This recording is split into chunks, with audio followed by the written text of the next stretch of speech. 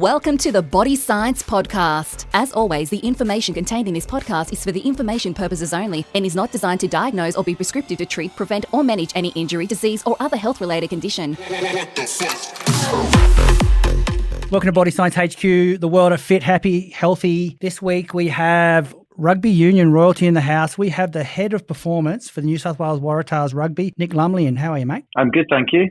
Thanks for having me. I've really looked forward to this one because your resume is really exciting. Do you want to tell us how Australian sport gained you in the process? If you've done some pretty cool stuff on your resume, how did you end up here? Kind of half by chance, half by design. When I did a sports science degree 15 years ago, leaving uni, doing my undergrads, you kind of trying to work out what you're going to do, what you're going to use this degree for, what you're going to do with your life. And there were people coming back from their placements. The program I was on, offered like a year in industry as part of the degree program. And I didn't actually do it, but others did. So in my final year, all of the guys that had their year on placement then came back, and I got to know and rub shoulders with some of them. And a lot of them secured work, and there were guys coming back with these stories of working in professional sports institutes, working in professional clubs of different codes, etc. And 3 or 4 of my mates in my final year ended up getting jobs working as S&C coaches in pro sport, and I didn't really believe that was a viable work option. Like it was 2006, 2007 time, and I was like, "Sure, you're not doing that for a living, surely?" And they were going to Bath Rugby, Gloucester, places like that. Guys going to the English Institute of Sport, things like that. And I realised, hang on, that's a pretty cool way to earn a living. So you're not right. From that point, so I kind of pursued it from that point onwards. I was kicking myself. I didn't do year in industry. Like at the Waratahs, we've got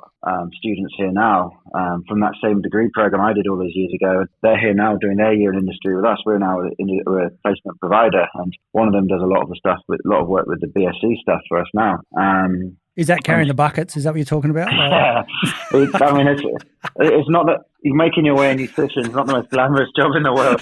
There's a lot of manual labour involved. Yeah, it is. And so, Harris, he's called. He's done a lot. He's made some shakes this year. And so, I kind of thought, well, I should have done my year in industry. And so the guys at the uni, sort of as I was graduating, helped me out and introduced me to some of their providers and some of their sort of placements they had. I ended up getting an opportunity to go and be a S&C coach for Welsh Rugby Union in 2008, 2009. Warren Gatland had just taken over Welsh Rugby, and they'd hired a guy, Craig White, who they'd brought in from, he left the Tigers, Wasps, Wallabies, Ireland. He'd done a decent resume himself, and he was looking to put a crew together, really, and he was looking for someone to be bottom of the food chain and make the protein shakes and do the urine testing and all the fun jobs that needed doing back then. And that was me, and I was their first intern in Wales. I did that for a year, and it was awesome. I shared an office with some very good people. We had 2 full-time nutritionists in camp there.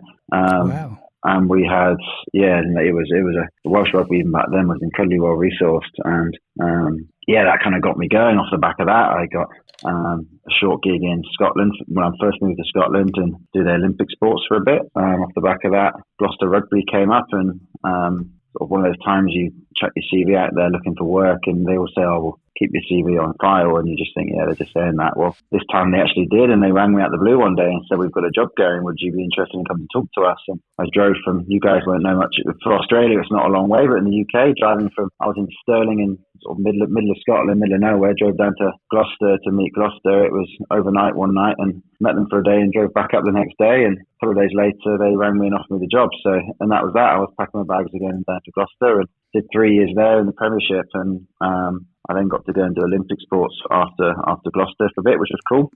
Not really much nutrition in Olympic sports. It's very kind of segregated how you operate in that environment. You're very much just a strength and conditioning coach, even more so just a strength coach, really. It's almost all gym-based in those environments. And then off the back of that, I've been there for 3 years, and I knew Scottish Rugby pretty well. When I was at Gloucester, we had 5 of the starting 15 from Scotland in our team at Gloucester. And so I had sort of constant interactions with the Scottish national setup back in the day around those players. And so there's always that link there and an ongoing chat here and there. And off the back of I was in Olympic sports for London 2012 and Glasgow 2014. And I did a few sessions with a few guys going to London Olympics, but I had a 2-year build into the Glasgow Commie Games. A lot of judo guys I trained for that. And after the Commie Games, it seemed like a natural time to move on, and that was me off to Scotland. 3 years on the sevens. And in pro sport, the difference between doing what I do, like in a pro sport, you oversee anything you can do in that realm of performance that's going to help you win. You try and do, so you're back in getting involved with nutrition, more involved with recovery, physiology, whatever it is that's going to get these guys best prepared on the field. And in pro sport, that's what you do. Whereas Olympic sports, you provide a service, and that's literally, you provide that service, S&C, and that's it. So, yeah, I did sevens for 3 years, traveled the world. It was awesome. Like the World Series back then were 10 cities, quite nice cities as well, all dotted all over the place. They've scaled it down massively now, but back then that's what it was like. And I would then do the 15s quite often in the summer. So 2015 Rugby World Cup, and I did a tour to Japan with the 15 side, Scotland set up as well. And I was looking at what I was doing post 3 years of that, and ended up in Edinburgh Rugby, and I did 4.5 years in a role similar to this one, leading a far bigger team. The first time really leading a team of people for 4.5 years with Edinburgh. It's called the UFC now, and also the European Cups. And yeah, I was kind of out the blue, really. The opportunity at the Waratahs kind of came up. And how did you find out about it? Is it somebody told you, or is there a database everyone taps into those jobs? Like there's been a strong link between Scottish rugby and Australian rugby. There's been the head coach, obviously, Dave Rennie, moved across. He was in Scotland before the Wallabies. Me and Dave were coaching. We didn't really have a relationship before I worked with him here. Like, we knew of each other, and that was it. I coached Edinburgh. I was involved with Edinburgh, and they were Glasgow. We were up on rival sides, and the rivalry was quite strong back then. My boss and Dave used to exchange views on things now and again, often in the press, but behind the scenes it was always reasonably friendly. But I didn't have a relationship with him. The director of rugby in Scotland left Scotland to become the director of rugby at Australia. He was sort of the guy that was involved in my recruitment to Edinburgh in particular. And so my name would have been put forward by RA to the Waratahs, but still very much so. You stand on your own 2 feet and you get the job on your own merits. It's the world we live in now. That's the way it's done. And so, yeah, I wasn't really I'd always had ambitions to live over here and work over here. I used to come here on PD a lot. I used to come here for like 2 or 3 weeks at a time and visit the AFL clubs and travel around. I did a couple of trips for sort of 4 years apart, visiting the clubs and other parts of the world. And Australia always appealed to me. I really liked the time I spent here, both as a country, but also the sports obsessed culture, really, compared to back home. And so, yeah, absolutely. I just didn't think, I thought with COVID and all that, I thought these offers maybe this isn't going to happen for me. Like, the world's changed, travel's changed, all the rest of it's changed. I didn't think maybe the time wasn't going to happen, but then out of nowhere, this opportunity ended up sort of coming up, and yeah, I couldn't really say no to it. Like, can you? So that was it. Exactly. I was packing my bags and moving to Sydney. I love it. So for a young S&C, a young coach looking to pathway to elite sport, do you think your judo, your track and field, the bobsled, all the things that you do rugby is what got you to where you're at? Or do you think these days we need to stay more in one lane and focus on that lane? Like, what are your thoughts in that space for like anyone out there who's listening who's in this space? Yeah, there's not one route. There's people from different routes. It depends. For me, the best advice I'd give someone young is, like, if we advertise the job for, an S&C coach or whatever entry level salary, we're going to get a lot of applicants. You're talking like, I remember last time I advertised one of those roles in the UK, we had like 120 applicants. So wow. you're sifting through those CVs. How are you going to find the person you're going to hire? You've got basic level of criteria you want to tick off. These days, everyone's got a degree. Most people are ambitious. A lot of them have got master's degrees now. It's pretty common. Yep. And they've all got their accreditations from UKSCA, ASCA, whatever it will be, like your strength conditioning sort of qualification. So then how do you find what you want? So you're looking for something that separates them. So if someone's got a unique skill set because they've worked in track and field and they're a really good sprint coach, or they've done really good diagnostics with strength like assessments and training and prescription, or athletic background in that area, married in with that, or whatever it might be, something that just separates them. That's usually what gets you past it, because once you go through your normal process of degree, masters, tick, accreditations, tick, a little bit of work experience, tick, you've got a pile of maybe 15, 20 still. So how do you then pick out of that what you want? And so you need to get your basics covered off for sure. Yep. But then you need something that separates you from the crowd. And I think what I'm always looking for when I'm hiring, I'm usually looking for people that can do all the basics and cover, you guys that can coach on the field, coach in the gym, that they can do the admin bits you need done. But then what does this person add to our collective team? What does this person add to our collective sort of brains within the room? Do they have a niche? Is there something they're going to do better than everyone else and take forward? And that's what I will look for. So for a young coach, like, develop your skills, develop areas of interest, develop areas that separate yourself from the crowd. Because in my experience of recruitment, that tends to be what ultimately gets people through the foot in the door somewhere. Like the most recent appointment we made here is Angus Teese's come on board to be our academy S&C and sort of lead up the academy. Real solid coach, and as lots of candidates were. He had a real interest and experience in rehab. He'd done a lot of rehab for Chiefs, and could demonstrate and talk very confidently about his rehab alongside his basic core S&C. So we were gaining S&C coach who did a good job with our academy, but we were also gaining someone with a rehab expertise and rehab passion, which brought into our team. So that tends to be what gets people in. So develop something that separates you from the crowd. I love that, mate. That's great advice. And also, what are your thoughts on, and this is not a discrimination between a family man and a single man or a male or a female or whoever's going for the particular role, because these days skill levels are everywhere. What are your thoughts? Like you look at what you just told us your journey was. What do you think about the young male or female that's got a young family, pursuing this career path? Is it still a good career path? Depends what you're about to give, I guess. It can be tough. Yeah, it can be tough. Because how many hours a week are you doing at the TARS? Like, what's a typical week look like? Yeah, it's all day, all night, isn't it? It can be quite long days, in season in particular. But in season, I'll get in for like 6:15. We'll have our first meeting at 6:45, and by the time you're washed up and and boys are gone and you've downloaded everything and written what you need to write into emails and whatever else, it's 5:30, and sometimes you might get a phone call or a few WhatsApp on the sofa at night. That's pretty normal. But it doesn't feel like work. Like, we're lucky to do what we do. Like, it's a great gig compared to people that go, like, real work. Go to your local hospital and look at people working in those hospitals and what they're getting paid and what they're having to do. And you go look at people working in public services and you look at what we're doing. Like, geez, like, if you don't like the work hours, then there's plenty of people that would love to do it. So I would never complain about the hours. You do long hours, but I enjoy turning up to work every day. Like, Sunday night, I'm not sat at home on the sofa on a Sunday night dreading going to work, like some people in certain careers maybe are. I'm not living for the weekend. Like, weekends are great, but I enjoy my weekdays as well, because it's people do this for a hobby, don't they? They go and play for their local team in the evenings, and they go and coach the local team for a hobby when they reach a certain age, whatever. Like, we're getting paid to be here. It's awesome, Yeah, I love it. Hi, I'm Tom Green, Olympic champ from Tokyo, and if you want the best tasting protein bars on the market, you should try the new Body Science Moose range. Greg, you better be testing these. Mate, they're getting drug tested. Got you covered. Mate, so you're into the nutrition side in a big way too? Because Sharon, who is our manager of elite teams here, is always giving me, can we do this request from you?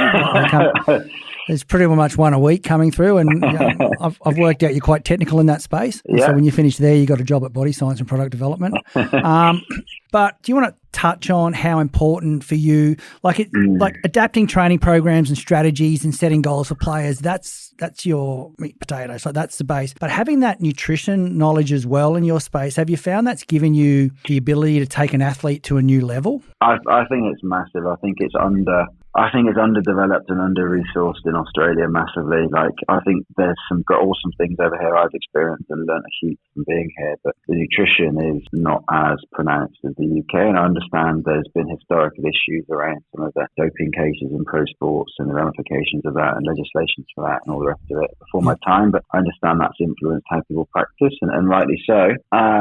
But it's not as maybe aggressive and are not as pushed as hard. I'm sure there's some places doing it amazingly well, but if you do a rule of thumb, I look back to those trips I did around different AFL clubs, and I visited maybe 12 of the 18 over the years, and very few of them were doing as much in the nutrition space as what club rugby clubs were doing in Europe, for example. I realised pretty quickly that if you go back to why it's important, there's two aspects to coaching and making athletes better. Yeah, you're coaching them, which is essentially teaching, isn't it? It's pedagogy. It's, you know, that's what coaching is. But then a good coach cannot be very effective if the content's wrong. So we're trying to coach people well and teach them well, but we're also trying to manipulate physiology. And there's two arms to writing an SSC program. Well, manipulating physiology is great, but you need to understand physiology, and the two things go hand in hand. So take a guy trying to increase their muscle mass. You need to create, you know, max recruitment to recruit your biggest muscle fibers. You need to do a significant amount of muscle damage through whatever means, usually through steps to failure or high volume of work, etc. And there's an energetic side to come into that around substrate depletion, which will also, we believe, will probably trigger hypertrophy. So those things you consider, three things you'd consider for writing a training program to make someone's muscle grow. But that can be done incredibly well. You can choose great exercises that allow you to load up tissues really well, etc., etc. If you're in a calorie deficit, it's not going to work. Like hypertrophy requires calories. It requires a calorie surplus. It's a non-negotiable. If you don't hit adequate protein balance or protein intake, we know there's all the research from McMaster and from Canada around, you need to have a certain amount of protein. Like, we will encourage our guys to hit 2 grams per kilo of body weight protein per day.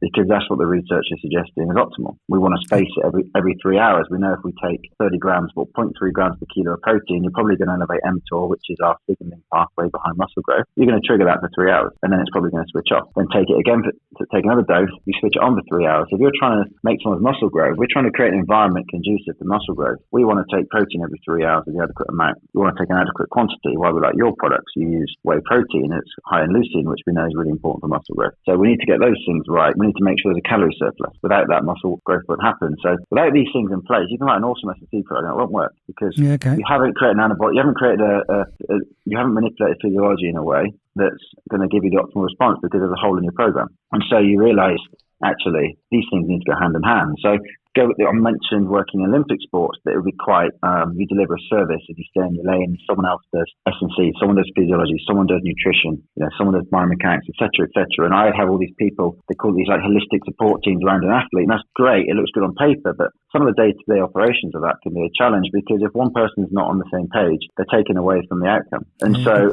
And what's great in pro sport is ultimately, like in my role here, you're head of athletic performance. Anything that's not rugby, anything that's physical that's going to help them run on the pitch better falls under our remit. So we can make sure these things are aligned. So we'll make sure the guys that are trying to gain muscle mass have a dietary advice and interventions in place and supplements in place that are conducive to that. Our guys trying to adjust body comp by holding muscle mass and losing fat. Well, we'll use different products. We'll use your whey and creatine. We won't give them the carbs. We'll try and create a moderate calorie deficit. We'll do extra conditioning on top of that off-beat, like what biking we use a lot alongside their weight training. We know that if you're feeding them a calorie deficit, we are predisposed to losing muscle. Rugby players don't want to lose muscle, so we'll do extra weights for those guys. Like it's a rubbish position to be in, trying to lose muscle, lose body fat in a rugby player. You've got to do all the weights that the guy's gaining, plus extra watt biking, and starve yourself. I was just thinking that would suck. Like I was listening to you talk, then going, that would. It's very easy. Don't be fat. Your life will be a lot easier.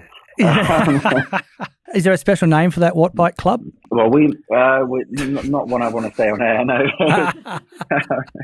One of the teams when we first started back in 2002 used to have a thing called the Fat Club and had very similar strategies in place to what you're talking about. So you look at all that stuff together, then nutrition goes hand in hand with the training. Yeah. And so it makes complete sense, doesn't it? And yet most strength performance courses these days just touch on the very basics of nutrition, don't they? They don't really dig deep at all in that space. Absolute bare minimum. I have to go away and go back and study again to get qualified. But it's a bit of a niggle here that the Australian sports sort of bodies look for dietetics and dietitians.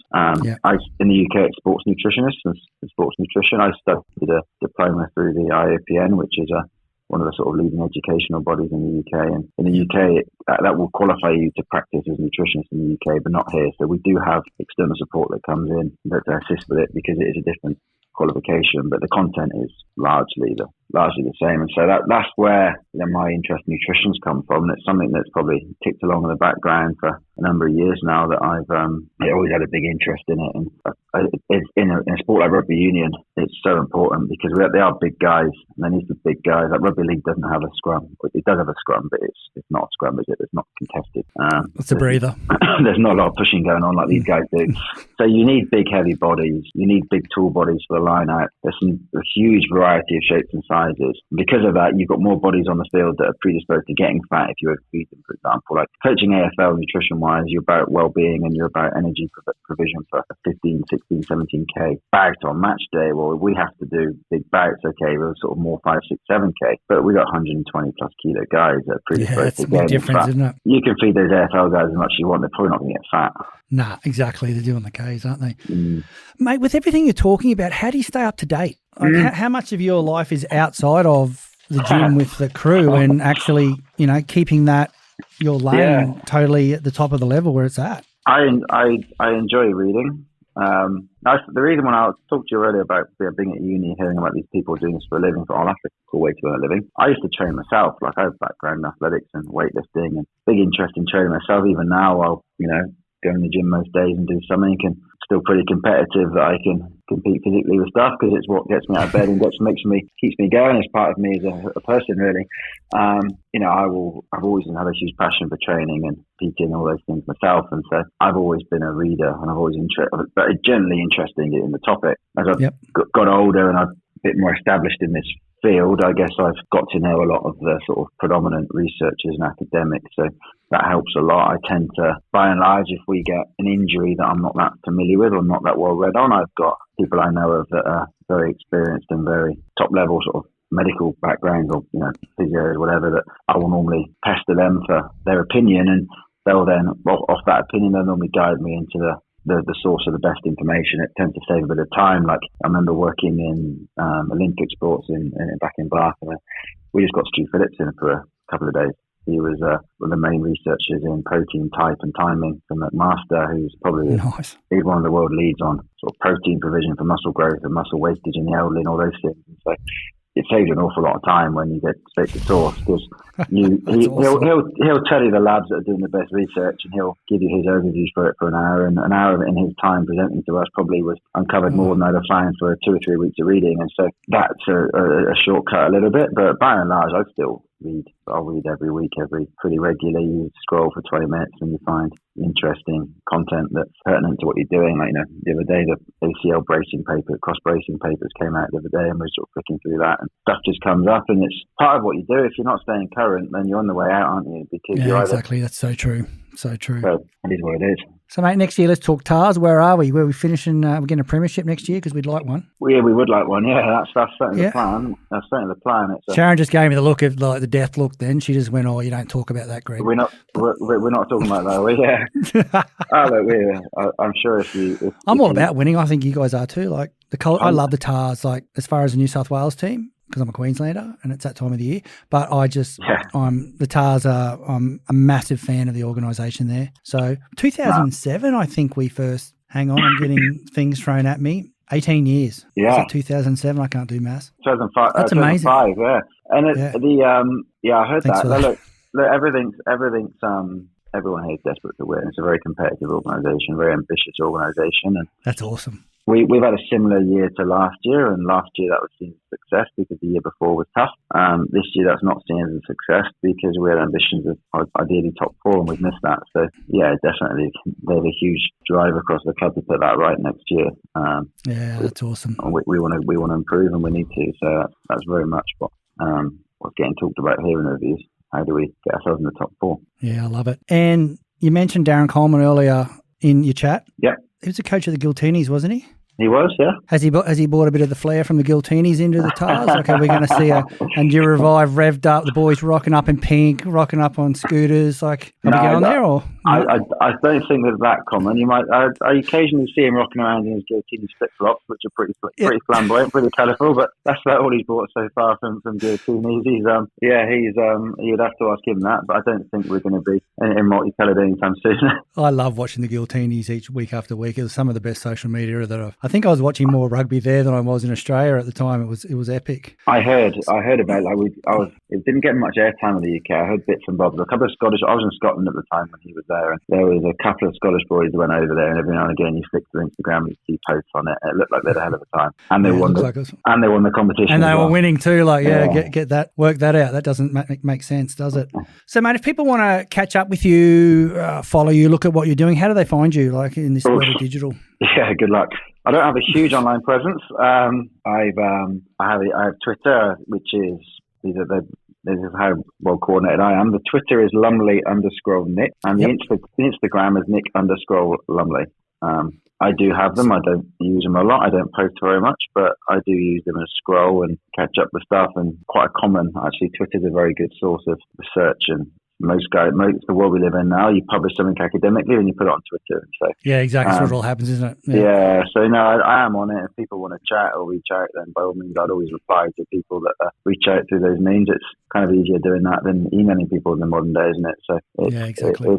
It's quite common that guys reach out that way. I'm very happy to talk to people that way if it's of interest. Well, we always get a lot of people come to our business and they talk about how do I do it, that's why I did ask you that question. Like, what was your journey? What would you say? Is it tough for the family? Is it all those things? They're all scenarios that get thrown at us all the time because people know we know a lot of people in sport. Mate, it's been unbelievable chatting to you. It's Sharon is constantly telling me that we're catching up soon, you and I, to talk about what I'm doing wrong in nutrition. So I'll get that sorted out soon, Shaz, for you, so that we can actually work together instead of just saying take the shit we tell you to take, because we both know that doesn't work. But I really enjoy what Sharon sends through, and it makes complete sense. And I think you're on a really clear path as to what you're trying to deliver there for the players and for the TARS fans. And I just want to say thanks. No, thank you. Thanks for having me, and thanks for your support. We are, as much as I send through requests, we're a big fan of your products, and the ones that we use, they're awesome. You make quality stuff. So no, thank you. No, I appreciate that. And Adam, don't be afraid, mate. I haven't lost my phone number. Give me a buzz whenever you want.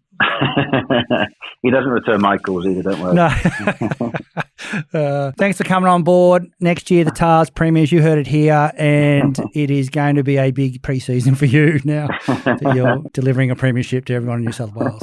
Thanks, heaps. It's been great chatting. Thanks for that. Thanks, Nick. No worries.